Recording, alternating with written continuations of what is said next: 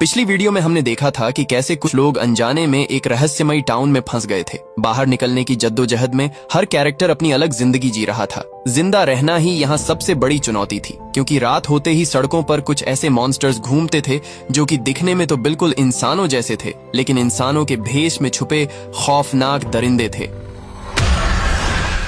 अब क्या ये लोग इस टाउन से कभी बाहर निकल पाएंगे? तो कहानी की शुरुआत बॉयड को दिखाते हुए होती है। जादुई पेड़ के अंदर घुसते ही बॉयड चारों तरफ से बंद एक जगह पर फंस गया था। बॉयड लगातार सारा को पुकार रहा था, क्योंकि आखिरी बार वही उसके साथ थी, लेकिन ऊपर से किसी आदमी की आवाज सुनाई देती है। बॉयड उससे मदद मांगता है और आदमी एक रस्सी नीचे फेंक देता है। वहीं दूसरी तरफ हम टबिथा को देखते हैं, जो कि गड्ढा खोदती हुई नीचे गिर गई थी, और तभी उसके पास विक्टर आया था। दोनों मिलकर मॉन्स्टर्स की गुफा से बाहर निकलने का रास्ता ढूंढने लगते हैं। ये वही जगह थी जहां वो मॉन्स्टर्स सोते थे। आगे बढ़ते हुए विक्टर एक डॉल को देखता है और उसे देखते ही विक्टर एक कोने में दुबक कर बैठ गया। अब विक्टर इस टाउन में बचपन से ही फंसा हुआ था, इसीलिए ये डॉल उसकी सबसे बुरी यादों में शामिल थी। लेकिन टैबिथा उसे हिम्मत रखने के लिए कहती है, क्योंकि आसपास बहुत सारे मॉन्स्टर्स सो रहे थे। इनकी जरा सी गलती की सजा सीधा मौत होगी। धीरे धीरे कदम बढ़ाते हुए दोनों एक ऐसी जगह पर पहुंच जाते हैं जहां जेल जैसे छोटे सेल बने हुए थे, और तभी एक बॉल बाहर आकर पत्थर के ढांचे को नीचे गिरा देती है। टैबिथा अंदर झांकने की कोशिश करती है और तभी वहां पर उसे एक डरावनी बच्ची दिखाई देती है। डर के मारे टैबिथा आवाज कर देती है, जिससे सभी मॉन्स्टर्स नींद से जाग जाते हैं। गनीमत ये रही कि सही मौके पर टैबिथा को रास्ता मिल गया और दोनों भागते हुए गुफाओं से बाहर निकल गए। वहीं टाउन के अंदर यात्रियों से भरी हुई एक बस पहुंची। बस के अंदर एक लड़का एल्जिन ड्राइवर को बस रोकने के लिए कह रहा था, जैसे वो इस टाउन के बारे में पहले से ही जानता है। लेकिन एक लड़की मैरियल उसे शांत करती है। वहीं जिम को अभी भी लग रहा था कि उसकी पत्नी टबिथा गड्ढे के अंदर ही फंसी हुई है, लेकिन टबिथा तो विक्टर के साथ बाहर निकल चुकी थी। अब जिम की मदद करने के लिए बारटेंडर टॉम और बस से दो लड़के आते हैं, और जब सभी मिलकर मलबे को हटा रहे थे तभी सारा घर अचानक से उनके ऊपर गिर गया। खुशकिस्मती से किसी को भी गंभीर चोट नहीं आई और एक लड़का रैंडल पहले ही बाहर निकल गया। अब जल्द ही सूरज ढलने वाला था और इतनी जल्दी ये सभी मिलकर भी उन्हें बाहर नहीं निकाल सकते थे, इसलिए डोना इन्हें अच्छे से ढककर रात भर ऐसे ही छोड़ने के लिए कहती है। इसके बाद डोना सभी बस यात्रियों को टाउन के बारे में सब कुछ बता देती है कि रात होते ही कैसे यहाँ मॉन्स्टर्स घूमते हैं, लेकिन कोई भी उसकी बात पर यकीन नहीं करता और सभी वापस से बस के अंदर चढ़ने की तैयारी करने लगते हैं। गुस्से में डोना अपनी गन निकालकर बस के टायर पंचर कर देती है। अब गोली चलते ही कुछ लोग इधर उधर भाग जाते हैं और बचे हुए लोगों को डाइनर के अंदर भेज दिया जाता है। वहीं दूसरी तरफ बॉयड रस्सी की मदद से ऊपर चढ़ जाता है। ऊपर बॉयड को एक आदमी जंजीरों से बंधा हुआ मिलता है। हैरानी की बात ये थी कि अगर ये आदमी बंधा हुआ था तो रस्सी किसने फेंकी थी। बॉयड के हाथ में गन देखकर आदमी मौत की भीख मांगता है, क्योंकि वो कई सालों से बस ऐसे ही बंधा हुआ था। आदमी बताता है कि वो भी इस टाउन में फंस गया था और बॉयड की तरह जादुई पेड़ से होता हुआ यहाँ पहुँच गया, लेकिन उसे यहाँ पर उन मॉन्स्टर्स से भी खतरनाक चीजें मिली जिन्हें वो डीमंस कहता है। बॉयड उसकी बातों को नजरअंदाज करके जंजीरों को तोड़ने लगता है और तभी यहाँ पर एक बॉक्स में गाना बजना शुरू हो जाता है। आदमी बॉयड को कहता है कि उसे यहाँ से भाग जाना चाहिए, क्योंकि गाने के रुकते ही वो डीमंस आ जाएंगे, लेकिन बॉयड ने बिना किसी की परवाह करे एक जंजीर को तोड़ दिया और तभी गाना बंद हो गया। बॉयड देखता है कि आदमी के अंदर कुछ अजीब से कीड़े चल रहे थे और तभी आदमी अचानक से बॉयड को घायल करके कहता है कि मेरा लहू अब से तुम्हारा लहू हुआ। इसके बाद आदमी मर जाता है। बॉयड जैसे ही दरवाजे से बाहर निकला, वो अचानक से जंगल के बीच मौजूद खंडहरों में पहुंच गया। वहीं टबिथा और विक्टर अभी तक जंगल में ही फंसे हुए थे और तभी इन्हें एक ट्रक दिखाई दिया। दोनों जल्दी से उसके अंदर छुप गए। बॉयड भी किसी तरह मॉन्स्टर्स से छुपता हुआ इनके ट्रक के पास पहुंच गया। जैसे ही ये दरवाजा बंद करने वाले थे तभी यहाँ पर उसी बस का लड़का एल्जिन मॉन्स्टर्स से बचता हुआ आया। बॉयड उसे जल्दी से अंदर लेकर दरवाजे पर तावीज को लटका देता है।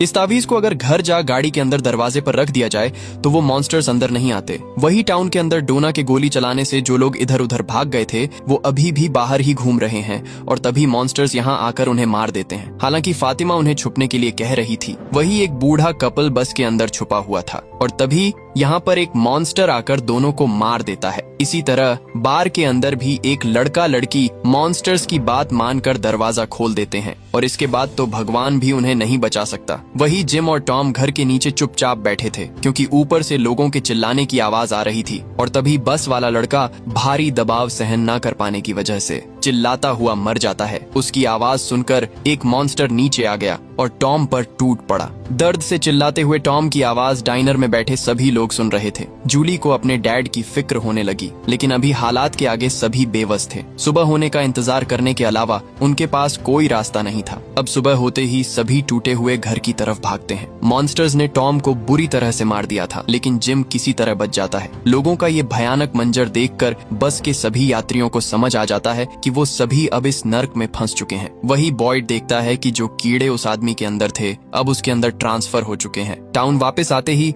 एलिस यानी बॉयड का बेटा उससे पूछता है कि क्या उसे बाहर निकलने का रास्ता मिला, लेकिन बॉयड उसे फिलहाल कुछ नहीं बताता, क्योंकि अभी तक वो खुद कुछ समझ नहीं पाया था। वही विक्टर जब अपने कमरे में वापस आता है तो सारा सामान इधर उधर बिखरा पड़ा था और उसका कुछ कीमती सामान भी गायब था। विक्टर को पता चलता है कि जेड उसके कमरे में आया था। वो बिना देर करे जेड के पास पहुंचता है। जेड भी उसका सामान वापस कर देता है। इसके बाद जेड उसे वही तस्वीर दिखाता है जो उसे डायरी में से मिली थी। तस्वीर के अंदर छोटा विक्टर दिखाई दे रहा था, इसलिए जेड उससे पूछने की कोशिश करता है, लेकिन विक्टर बिना कुछ बताए यहाँ से चला जाता है। वहीं दूसरी तरफ जब टैबिथा जूली के साथ वेयरहाउस से कुछ कपड़े लेने आई थी, क्योंकि उनका सारा सामान घर के नीचे ही दब गया था। जैसे ही दोनों कपड़े लेकर बाहर निकली तभी टैबिथा को सड़क पर दो डरावने बच्चे खड़े हुए दिखाई दिए। हैरानी की बात ये थी कि एक बच्ची उसे गुफाओं में भी दिखाई दी थी। डर के मारे टैबिथा जल्दी से यहाँ से निकल जाती है। घर आते ही टैबिथा देखती है कि ईथन ने खेलते हुए बिल्कुल वैसा ही ढांचा बना दिया जो उसने गुफाओं के अंदर देखा था,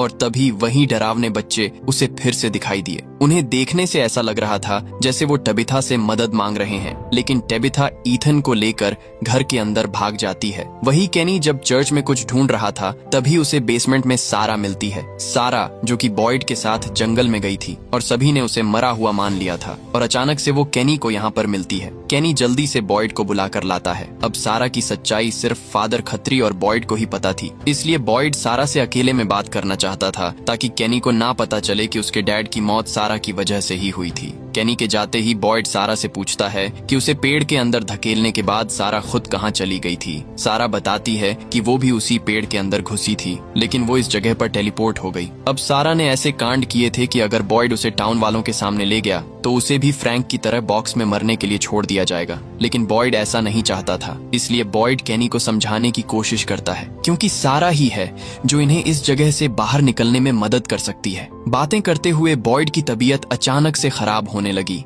और वही कीड़े उसके अंदर तेजी से दौड़ने लगे, इसलिए केनी उसे क्लिनिक में एडमिट कर देता है। वहीं दूसरी तरफ टैबिथा अपने पति जिम से मिलती है। जिम उसे बताता है कि रेडियो काम कर गया था, लेकिन सामने से किसी आदमी ने उसे धमकी दी, मानो जैसे इस जगह को वही आदमी कंट्रोल कर रहा है और ये टाउन सिर्फ उसके लिए एक एक्सपेरिमेंट है। लेकिन टैबिथा को ऐसा कुछ नहीं लग रहा था, क्योंकि जब उसने नीचे बिजली की वायर्स को देखा था तब उनका कनेक्शन किसी के साथ नहीं था। तो आखिरकार इस टाउन में बिजली आ कहां से रही थी। वहीं कॉलोनी हाउस के अंदर रैंडल जो कि उसी बस में सवार था वो हंगामा खड़ा कर देता है, इसलिए डोना उसे कॉलोनी हाउस से बाहर निकालकर बस के अंदर रहने के लिए कहती है और एक तावीज भी छोड़कर जाती है ताकि मॉन्स्टर्स उसे कोई नुकसान न पहुंच सके। वहीं केनी अब तक सच्चाई से वाकिफ हो चुका था, क्योंकि सारा ने खुद उसे बता दिया था कि उसके डैड की मौत सारा की वजह से ही हुई है। इसलिए केनी बॉयड पर भी बहुत गुस्सा होता है, क्योंकि सब कुछ जानने के बावजूद भी बॉयड ने उसे बताना जरूरी नहीं समझा। अब रात भी हो जाती है और जब रैंडल बस के अंदर सो रहा था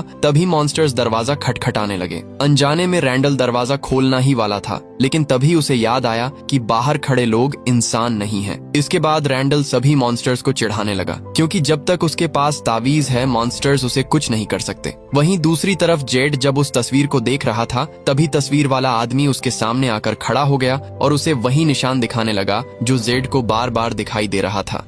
अगली सुबह केनी ने पूरे टाउन के लोगों को बता दिया कि सारा अभी भी जिंदा है, इसीलिए टैबिथा और जिम दोनों उससे मिलने के लिए चर्च पहुंचते हैं। टैबिथा सारा को धमकी देती है कि वो उसके परिवार से दूर रहे, क्योंकि पिछले पार्ट में सारा ने टैबिथा के बेटे ईथन को मारने की कोशिश की थी। अब जिन्होंने पार्ट 1 देखा होगा उन्हें पता होगा कि क्यों सारा ने ईथन को मारना चाहा और ये लोग आखिर इस टाउन में कैसे फंस गए थे। वहीं अब सारा अपने पुराने घर में जाती है जहाँ वो पहले रहा करती थी। अब क्योंकि टाउन के सभी लोग उसकी सच्चाई जान चुके थे, इसीलिए वो उससे काफी बुरा बर्ताव करते हैं और केनी तो उसका कीमती सामान भी तोड़ देता है। वही विक्टर जेड से मिलकर उसके सभी सवालों के जवाब देने के लिए तैयार था, लेकिन पहले वो उसे वायलिन बजाने के लिए कहता है और अपने साथ लेकर जंगल के बीच बहुत सारी गाड़ियों के पास ले आता है। विक्टर बताता है कि जब वो बचपन में मॉन्स्टर्स से काफी डरा होता था, तब उसकी मॉम इसी जगह पर वायलिन बजाकर उसे शांत करती थी। अब जेड उसके लिए वायलिन बजाता है और बाद में विक्टर बताता है कि तस्वीर वाले आदमी का नाम क्रिस्टोफर है। क्रिस्टोफर पहले लोगों को बहुत हंसाता था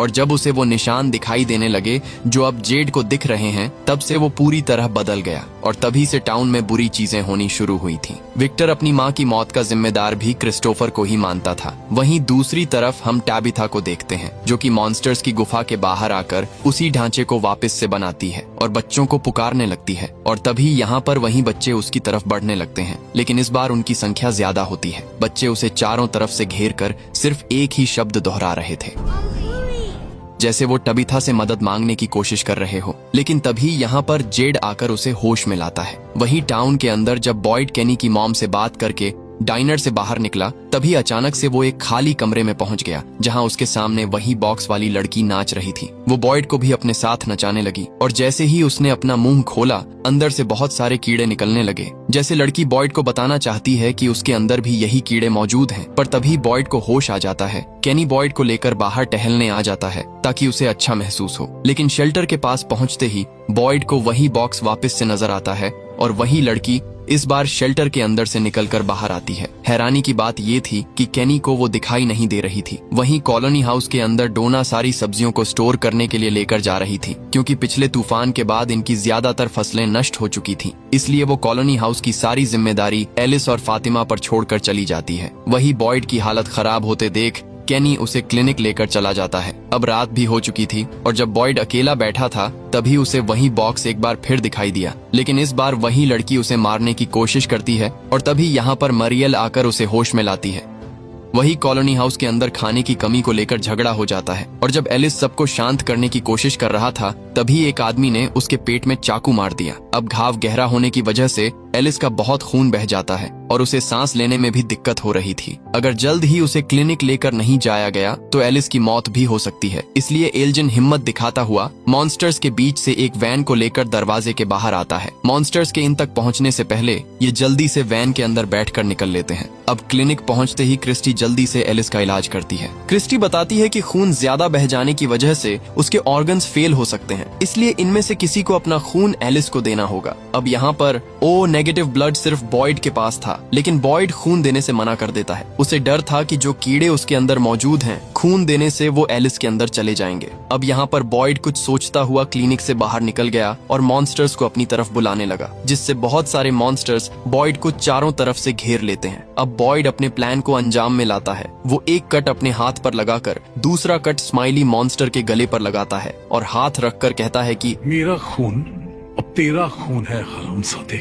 इसके बाद बॉयड के सारे कीड़े मॉन्स्टर के अंदर चले जाते हैं, जिससे मॉन्स्टर मौके पर ही तड़पता हुआ मर जाता है। इसके बाद बॉयड एलिस को खून देकर उसकी जान भी बचा लेता है। वही फातिमा क्रिस्टी से अपना चेकअप करवाती है और क्रिस्टी उसे बताती है कि वो प्रेग्नेंट है, लेकिन खुश होने की बजाय फातिमा परेशान हो जाती है। अगली सुबह होते ही सभी मॉन्स्टर को देखने बाहर आते हैं। ये टाउन में पहली बार हुआ था कि किसी इंसान ने एक मॉन्स्टर को मारा है। अब इनके अंदर मॉन्स्टर्स के बारे में जानने की जिज्ञासा होने लगी, इसलिए ये उसे एक चादर में लपेटकर क्लिनिक के अंदर ले जाते हैं। अब पोस्टमार्टम करने पर इन्हें पता चलता है कि ये मॉन्स्टर भी एक इंसान ही है, लेकिन इसके अंदर खून पूरी तरह सूख चुका है और तभी इन्हें मॉन्स्टर की बॉडी के अंदर से एक पीले रंग का लिक्विड मिल जाता है। बॉयड उसे एक बोतल के अंदर इकट्ठा कर लेता है। उसे लग रहा था कि शायद इस लिक्विड की मदद से वो बाकी मॉन्स्टर्स को मार सकते हैं। इसके काफी देर बाद जब मरियल क्लिनिक में अकेली थी, तभी वो देखती है कि मॉन्स्टर अपनी जगह पर नहीं है। वो जल्दी से भागकर बॉयड को बताती है और तभी उसे वही बॉक्स नजर आता है जो बॉयड को दिखाई दे रहा था, लेकिन अचानक से उसकी आंख खुल जाती है और ये सब उसका एक सपना था। वहीं दूसरी तरफ टैबिथा जेड से मिलती है और दोनों एक दूसरे को बताते हैं कि कैसे उन्हें अजीब चीजें नजर आती हैं,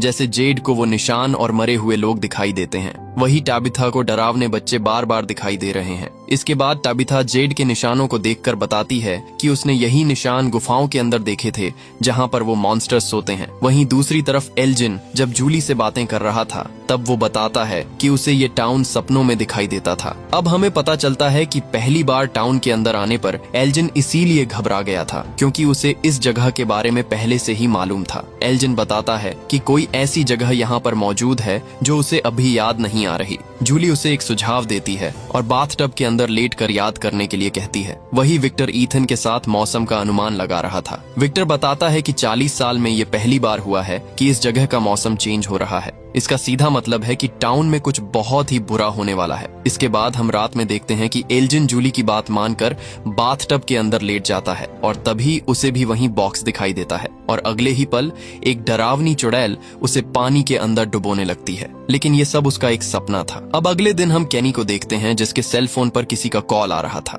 डरता हुआ केनी जब कॉल रिसीव करता है तो आगे से एक आदमी पहेलियां में कुछ बोल रहा था। वो कहता है कि वो लोग आ चुके हैं और 3 लोगों को अपने साथ लेकर जाएंगे। अगर उन्हें बचाना चाहते हो तो गाने को बंद करना होगा। इसके बाद केनी को भी वही बॉक्स दिखाई देता है और एक मक्खी उसे काट लेती है। लेकिन अगले ही पल उसकी मॉम उसे जगाती है क्योंकि वो भी एक सपना देख रहा था। लेकिन हैरानी की बात ये थी कि सपने में काटने के बावजूद भी मक्खी का निशान असल जिंदगी में दिखाई दे रहा था। अब यहाँ पर उस आदमी की बात सच हो रही थी क्योंकि उसने बताया था कि इस जगह पर मॉन्स्टर्स से भी खतरनाक चीजें मौजूद है जो आपको सपनों में भी जीने नहीं देती। वही जिम रैंडल के साथ मिलकर एक प्लान बनाता है। वो दोनों पूरी रात जिम की आरवी में बिताने वाले थे क्योंकि रैंडल को शक था कि ये सब जो कुछ भी टाउन में हो रहा है इसके पीछे बॉयड और डोना का हाथ है। हालांकि कि जिम को ऐसा नहीं लगता, लेकिन फिर भी वो रैंडल को शाम को आरवी के पास मिलने के लिए कहता है। वही विक्टर टाबिथा को अपने साथ लेकर उसी गाड़ियों वाली जगह पर आया था। अब पिछले पार्ट में हमने देखा था कि विक्टर को भूलने की बीमारी थी, इसलिए वो चीजों को याद रखने के लिए उनकी पेंटिंग बना लिया करता था। और यहीं पर जब वो अपनी पुरानी तस्वीरों को देखता है तो उसे याद आता है कि उसकी मॉम ने उसे और उसकी बहन को शेल्टर के अंदर रहने के लिए कहकर खुद बाहर चली गई थी। लेकिन उसकी बहन भी अपनी माँ के पीछे चली जाती है और विक्टर अकेला ही शेल्टर के अंदर सुबह होने का इंतजार करने लगता है। टाबिथा एक टावर की तस्वीर दिखाकर विक्टर से पूछती है। विक्टर बताता है कि शेल्टर से निकलने के बाद उसकी माँ इसी टावर के अंदर जाने वाली थी क्योंकि उसे भी वही बच्चे दिखाई दे रहे थे जो कि टाबिथा को दिखाई देते हैं। और अब टाबिथा को समझ आता है कि वो बच्चे उससे मदद मांग रहे हैं जैसे कि वो विक्टर की माँ मिरांडा से मांगते थे। और अगर टाबिथा को उनकी मदद करनी है तो उसे भी इस टावर में जाना होगा। अब ये वही टावर था जिसे पिछले पार्ट में बॉयड और सारा ने जंगल के बीच देखा था। वहीं क्लिनिक के अंदर बॉयड देखता है कि मॉन्स्टर की डेड बॉडी से बहुत सारे कीड़े निकल रहे हैं और ये वही कीड़े थे जो केनी को सपने में दिखाई दिए थे। अब डोना भी यहाँ पर आ जाती है और वो जल्दी से डेड बॉडी को जलाने के लिए कहती है। अब जब ये डेड बॉडी को लेकर जाने की तैयारी कर रहे थे तभी रैंडल चुपके से इन्हें देख लेता है। रैंडल को तो पहले से ही इन पर शक था और अब उसका शक यकीन में बदल जाता है। अब शाम होते ही जिम आरवी के पास पहुंच जाता है और तभी वो देखता है कि रैंडल ने डोना को पेड़ से बांध रखा है। वही टाउन के अंदर जब बॉयड और केनी डेड बॉडी को जलाकर वापस आ रहे थे तभी एक आदमी खून से लथपथ अपने घर से बाहर निकला। घर के अंदर जाकर देखने पर पता चला कि उसकी पत्नी को किसी ने बुरी तरह मार दिया था। आदमी बताता है कि वो सो रही थी और अचानक से नींद में कुछ बड़बड़ाती हुए बुरी तरह फट गई। दरअसल औरत ने नींद में उसी पहेली को बोला था जो कि केनी को उसी सेल फोन पर सुनाई दी थी कि वो आ रहे हैं और अपने साथ 3 लोगों को लेकर जाएंगे। अगर उन्हें रोकना है तो म्यूजिक को बंद करो। अब यहाँ शायद उसी जगह की बात हो रही है जहाँ बॉयड उस आदमी से मिला था और उसने आदमी के अलावा वहाँ पर 2 और लोगों के कंकाल देखे थे। मतलब टोटल 3 लोग हुआ करते थे वहाँ पर कभी। लेकिन अब वो जगह बिल्कुल खाली है, इसलिए शायद वो डीमंस यहाँ से 3 लोगों को लेकर जाना चाहते हैं। अब बॉयड सभी टाउन वालों को आगाह करने के लिए कहता है कि आज रात कोई भी सोएगा नहीं क्योंकि ये डीमंस नींद में शिकार करते हैं। जूली बताती है कि उसके डैड आरवी में है, इसलिए बॉयड उन्हें वहां पर जाकर बता दे। अब जल्द ही रात होने वाली थी और हम देखते हैं कि वहीं कीड़े उड़ते हुए कॉलोनी हाउस की तरफ बढ़ रहे हैं। वही जंगल के अंदर जिम डोना को ऐसे बांध कर नहीं रखना चाहता था, इसलिए रैंडल और जिम के बीच लड़ाई होने लगती है। लेकिन तभी यहाँ पर बॉयड आकर रैंडल को बंदूक की नोक पर ले लेता है। थोड़ी देर में अंधेरा होने वाला था, इसलिए बॉयड सभी को वैन के अंदर बैठने के लिए कहता है। लेकिन वैन की चाबी रैंडल के पास थी और वो उसे जंगल में फेंक देता है। खुशकिस्मती से इनके पास तावीज था, इसलिए अब इन्हें पूरी रात आरवी के अंदर ही बितानी होगी। वहीं कॉलोनी हाउस के अंदर एलिस को फातिमा और अपने बच्चे की फिक्र हो रही थी। लेकिन क्रिस्टी उसे शांत रहने के लिए कहती है। दरअसल फातिमा कभी माँ नहीं बन सकती थी, लेकिन अब अचानक से वो प्रेग्नेंट हो गई। ये बात थोड़ी हैरान करने वाली थी। वही वैन के अंदर बॉयड कुछ गोलियों पर वही लिक्विड लगा रहा था जो उसने मॉन्स्टर की बॉडी से निकाला था। बॉयड देखना चाहता था कि क्या इस लिक्विड से बाकी मॉन्स्टर्स को मारा जा सकता है। अब मॉन्स्टर्स भी इनकी तरफ बढ़ने लगते हैं, लेकिन तभी ये लोग देखते हैं कि सभी मॉन्स्टर्स इनसे कुछ दूरी पर खड़े हो गए हैं। ये काफी हैरानी की बात थी, क्योंकि अक्सर मॉन्स्टर्स ऐसा कभी नहीं करते थे। और तभी रेडियो पर वही म्यूजिक बजना चालू हो जाता है जो बॉयड को उस बॉक्स के अंदर सुनाई देता था। बॉयड बताता है कि म्यूजिक के बंद होने से पहले उन्हें इस जगह से बाहर निकलना होगा, नहीं तो कुछ बहुत ही बुरा होने वाला है। और तभी म्यूजिक बंद हो जाता है और कोई अनजान ताकत गाड़ी को नीचे से ठोकने लगती है। डर के मारे रैंडल पीछे वाली खिड़की तोड़कर भाग जाता है। बॉयड भी डोना और जिम को वैन स्टार्ट करने लिए कहकर खुद मॉन्स्टर्स को रोकने की कोशिश करता है और तभी उसे गाड़ी के अंदर उसकी पत्नी एबी दिखाई देती है। वो बॉयड को अपने पास बुला रही थी, लेकिन बॉयड जानता था कि ये सिर्फ उसका एक भ्रम है, इसलिए वो उसे नजरअंदाज करके वैन के अंदर बैठकर निकल लेता है। लेकिन रैंडल मॉन्स्टर्स से बचने के लिए उलटी दिशा में भागा था, इसलिए वही कीड़े उसे पकड़कर उसके अंदर घुस जाते हैं। वही कॉलोनी हाउस के अंदर एक औरत टिली फातिमा को देखते ही समझ जाती है कि वो प्रेग्नेंट है। पास बैठा ईलजिन जब ये बात सुनता है तो वो काफी परेशान हो जाता है, क्योंकि उसने सपने में ये सब पहले ही देख रखा था। उसके कुछ बताने से पहले ही यहाँ पर बॉयड, डोना और जिम आ जाते हैं। वही ऊपर मेरियल जब अकेली थी तभी उसके पास वही कीड़े आकर उसके अंदर चले गए। बॉयड और क्रिस्टी उसे होश में लाने की कोशिश करते रहे, लेकिन अब उसकी आंखें पूरी तरह सफेद हो चुकी थीं। वहीं घर के अंदर जूली के साथ भी बिल्कुल ऐसा ही होता है और उसकी आंखें भी बिल्कुल सफेद हो जाती हैं। अब हमें पता चलता है कि 3 लोग यानी कि रैंडल, मरियल और जूली को वो ले गए। अब अगली सुबह डोना कुछ लोगों के साथ रैंडल को ढूंढकर वापस टाउन ले जाती है। वही बॉयड सारा को अपने साथ लेकर उसी जगह पर आता है जहां वो आदमी उसे बंधा हुआ मिला था। खंडहरों के अंदर जाते ही सारा को आवाजें सुनाई देने लगी। सारा बताती है कि जूली, रैंडल और मरियल तीनों मर रहे हैं। अगर उन्हें बचाना है तो बॉयड को म्यूजिक बंद करना होगा। सारा उसे बताती है कि म्यूजिक बॉक्स यहीं पर है, वो उसे सुन सकती है, लेकिन इन्हें कुछ दिखाई नहीं देता। वहीं दूसरी तरफ टैबिथा अब उस टावर में जाना चाहती थी। उसे लग रहा था कि अगर वो उन बच्चों की मदद कर दे तो शायद वो सभी इस टाउन से आजाद हो जाएंगे, और क्या पता जूली भी इससे सही हो जाएगी। टैबिथा बिना देर करें विक्टर से टावर का रास्ता पूछती है, पर विक्टर को भी टावर तक जाने का रास्ता नहीं पता, लेकिन उसे वो पेड़ याद था जिससे उसकी माँ टावर तक जाने वाली थी। विक्टर टैबिथा को साथ लेकर उस पेड़ के पास पहुंच जाता है। जाने से पहले विक्टर उसे अपना लंच बॉक्स देता है जिसके अंदर वो कुछ खाने की सामान लाया था। इसके बाद पेड़ के अंदर घुसते ही टैबिथा जंगल के गहरे हिस्से में पहुंच गई और उसके सामने वही टावर मौजूद था। वहीं दूसरी तरफ हम जेड को देखते हैं जो कि उन मॉन्स्टर्स की गुफा के अंदर जाने वाला था, क्योंकि टबिथा ने उसे बताया था कि जो निशान जेड देख रहा है वो गुफाओं में भी मौजूद थे। जवाब ढूंढने के लिए जेड अंदर घुस जाता है और एक जगह पर पहुंचने के बाद उसे वही बच्चे दिखाई देते हैं। बच्चे जोर जोर से एक ही शब्द दोहरा रहे थे, अंकुए अंकुए, और उन्हें देखने पर ऐसा लग रहा था कि जैसे किसी ने उनकी इसी जगह पर बलि दी है। और जब जेड ऊपर देखता है तो उसे पेड़ों के बीच से वही निशान दिखाई दिया, लेकिन अगले ही पल सब कुछ गायब हो गया। वही टाउन के अंदर सभी लोगों को लग रहा था कि वो जल्द ही मरने वाले हैं, इसलिए एलिस और फातिमा शादी कर लेते हैं। बॉयड भी अपने बेटे की शादी में मौजूद होता है और तभी एलिस ने कुछ ऐसा बोल दिया जिससे बॉयड के दिमाग की बत्ती जल उठी। दरअसल बॉयड जब चारों तरफ से बंद उस जगह पर फंसा हुआ था तभी उसने अपनी जेब से लाइटर निकालकर आग जलाई थी और उसके बाद ही ये सब शुरू हुआ था। इसीलिए वो एक मशाल लेकर वापस से खंडहरों के पास पहुंचता है और जैसे ही उसने मशाल जलाई बॉयड उसी जगह पर पहुंच गया। अब जहां पहले वो आदमी और कंकाल बंधे हुए थे उनकी जगह अब जूली, रैंडल और मरियल थी। बॉयड को अच्छी तरह से याद था कि उसे म्यूजिक को बंद करना है जिससे सब कुछ ठीक हो जाएगा। अब जैसे ही बॉयड म्यूजिक बॉक्स को तोड़ने वाला था तभी उसे अपनी पत्नी एबी दिखाई दी। एबी उसे म्यूजिक बंद करने से मना करती है क्योंकि अगर उसने ऐसा किया तो आगे चलकर उन्हें ऐसा भयानक मंजर देखने को मिलेगा जिसके आगे वो मौत की भीख मांगेंगे। मतलब एबी कहना चाहती थी कि ये बस एक शुरुआत है, आगे और भी खतरनाक चीजें इनका इंतजार कर रही हैं। लेकिन बॉयड उन्हें इस दर्द में नहीं देख सकता था, इसलिए वो म्यूजिक बॉक्स तोड़ देता है जिससे तीनों एक एक करके होश में आने लगते हैं। अब बॉयड जोर से चिल्लाता हुआ कहता है कि तुम मुझे कभी तोड़ नहीं सकते।